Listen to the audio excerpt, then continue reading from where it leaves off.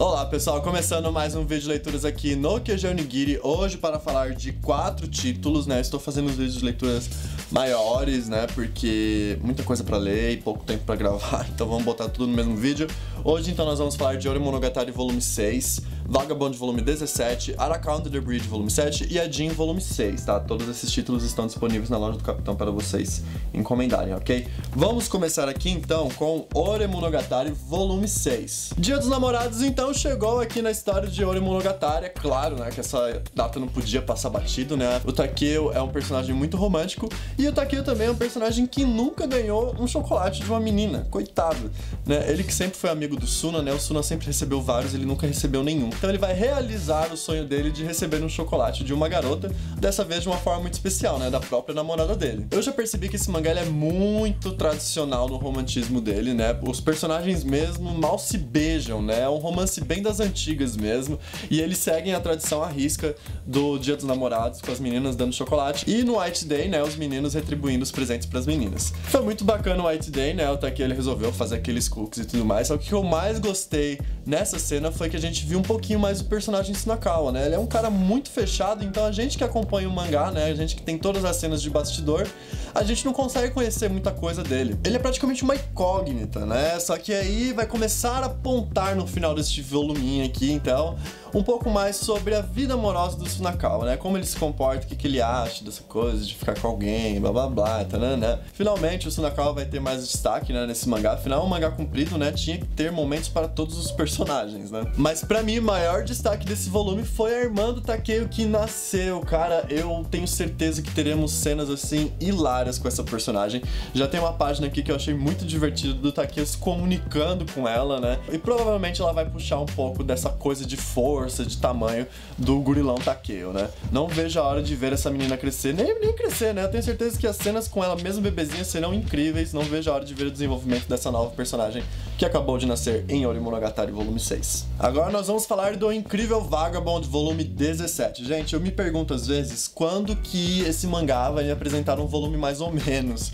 Não que eu deseja realmente, né, que a qualidade do mangá caia, mas é que eu fico impressionado que todo volume que eu leio de Vagabond eu fico impressionado com alguma coisa, eu me emociono com alguma coisa que eu leio, e não foi diferente aqui no volume 17. O Kojiro então resolveu de vez, né, sair em jornada, ele abandonou o pai adotivo dele, foi uma cena bem emocionante, né, o pai dele tinha esse certo medo de deixar o filho sair pro mundo, né, porque não queria que o menino morresse, né, afinal ele ia ser um espadachim, e é uma vida muito curta. E foi muito bacana que o pai dele, né, o Jisai, ele não queria que o filho se tornasse um espadachim por conta, né, do perigo que é, né, a vida de um espadachim, mas no final desse volume 17 ele percebeu a real importância que ele teve na vida do filho, do menino, né, e como que a espada foi uma forte ferramenta de comunicação. Afinal, o Kojiro é um rapaz surdo e mudo, né, então através da espada ele conseguiu se comunicar com outras pessoas, ele conseguiu se comunicar com a vida, e ele percebeu que nenhuma outra pessoa poderia passar esse tipo de ensinamento pro Kojiro,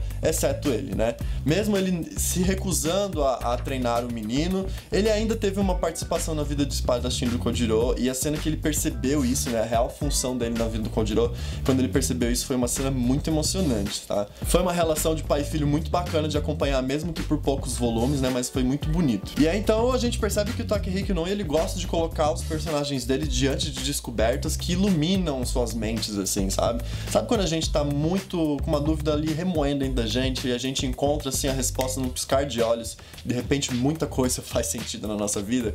Pois é exatamente isso que a gente vai ver aqui no volume 17 de Vagabond, e eu não vejo a hora de ler o volume 18. Parece que teremos uma luta muito boa. Agora então nós vamos falar do incrível Araka Under the Bridge volume 7. Gente, eu tô cada vez mais apaixonado por isso aqui. A capa ficou muito bonita, a contracapa novamente foi a mais bonita da coleção. A cada contracapa que aparece eu vou ficando mais apaixonado, porque são ilustrações muito bacanas mesmo. Do volume 6 era bem bonita, mas essa do volume 7 é tão bonitinho, né?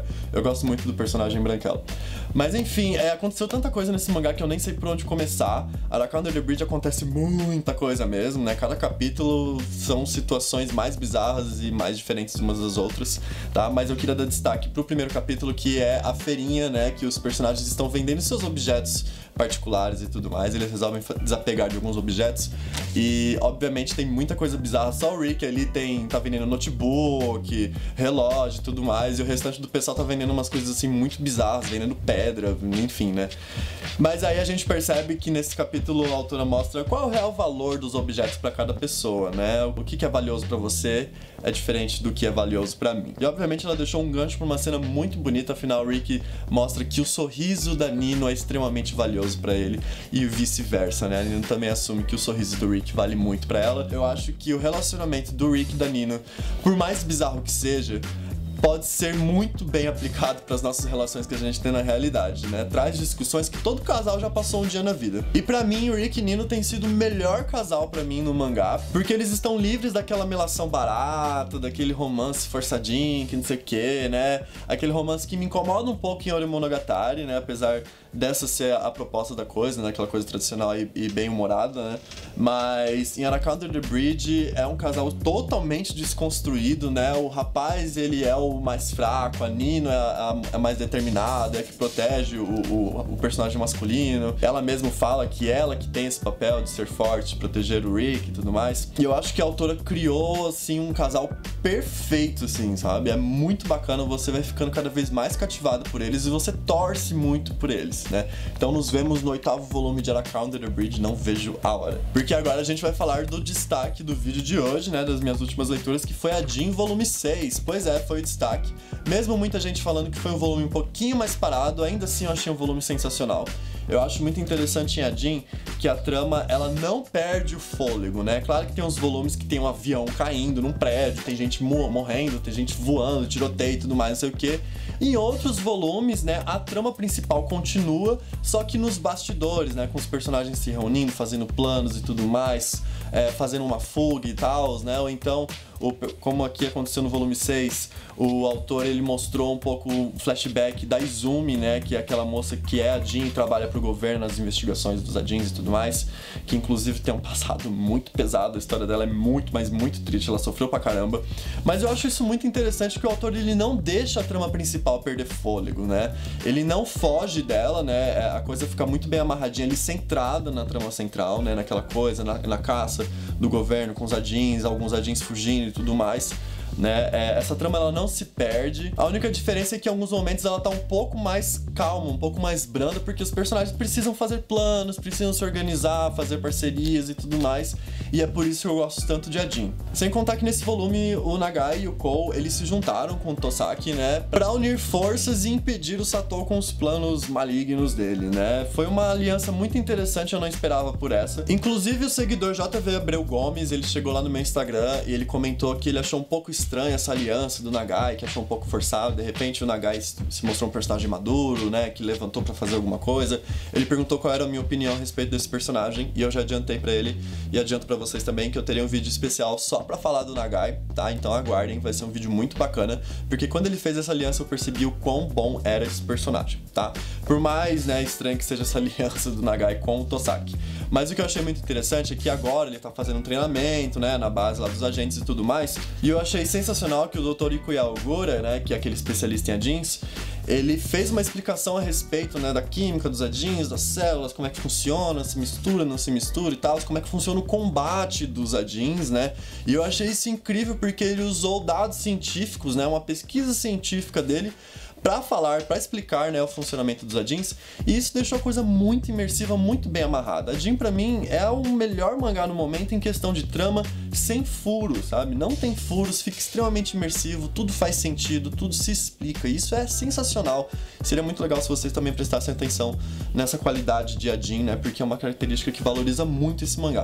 E é isso, pessoal, essas foram as leituras do vídeo de hoje, espero que vocês tenham curtido. Esses volumes ainda estão disponíveis na loja do Capitão, pelo menos na data da gravação desse vídeo, né, tava disponível ainda. Se já acabaram, fiquem tranquilos que eu vou fazer a reposição, ok? Se você gostou do vídeo, não se esqueçam de deixar o joinha, de se inscrever no canal e de me seguir nas redes sociais, principalmente no Instagram, que eu tô postando muita coisa bacana lá, viu? Inclusive quando os mangás chegam, os lançamentos, é o primeiro lugar onde eu posto uma imagem com o que tá chegando e tudo mais, ok? E o Snapgram também eu tô postando algumas coisas que estão acontecendo aqui, aqui a respeito da reforma, os detalhes sobre a montagem dos novos cenários para os vídeos e tudo mais. Então me acompanhe lá no Instagram que tá muito bacana postar novidades para vocês, ok? Capitão Onigiri mais uma vez agradece a atenção de todo mundo. Nos vemos no próximo vídeo. Câmbio e desligo!